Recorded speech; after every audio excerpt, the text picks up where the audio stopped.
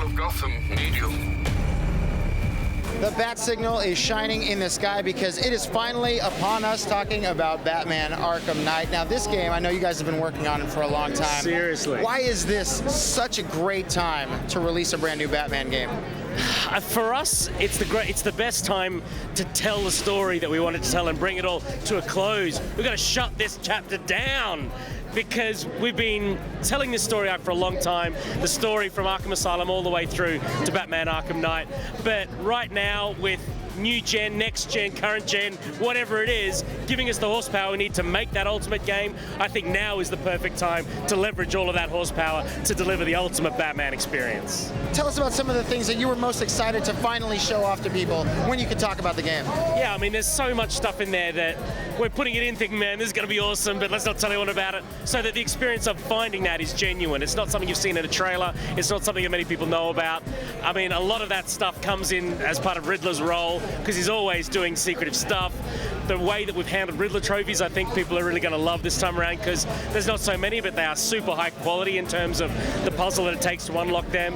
And then, as always, you know, whether it's the sign on the front of a shop or a headline on a piece of newspaper that's in a puddle on the bitumen of the road, there's just billions of, no, maybe billions is an overstatement. There's a lot of fanboy content in there that turns us on, because that's what we are. We're just fanboys.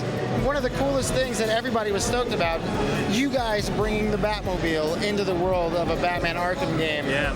How much fun is that to get to just, you know what, we're going to create a Batmobile. It's going to be the most awesome version of the Batmobile you've ever seen, and give it to people that they can play with and drive around the city. It's freaking terrifying. Could you imagine if someone came up to you and says, like, design a new Batmobile, there you go.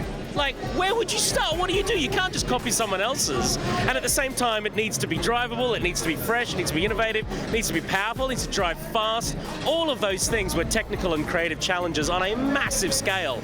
And on top of that, you've got this pop culture icon that you are given the keys to. So making it look freaking sweet, making it do everything it needs to do. We were paralyzed for the first couple of weeks when we were just like letting that sink in. And DC were like, look, just calm down and just go for it. Just follow your hearts, follow your heads, follow your passion, and make something brilliant. And I think it's just such a beautiful end product. Man, it's just badass. Dark days are here, Batman. Getting to work on Batman itself has got to be a cool thing. How much cooler did you guys make Batman this time around for the people that can't wait to get their hands or their heads under their cowl? We had to make him cooler and more powerful. You know, he is at the height of his powers. So everything that he has experienced and developed throughout the entire trilogy, he has all of those things under his belt or in his belt. And the burden that he carries, I think, really shows in Kevin Conroy's performance as well. Like, he's heavy with his own destiny.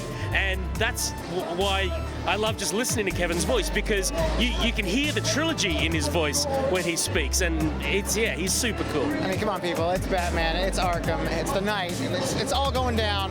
Batman Arkham Knight, courtesy of Rocksteady and WB. Thank you so much, man. Pleasure.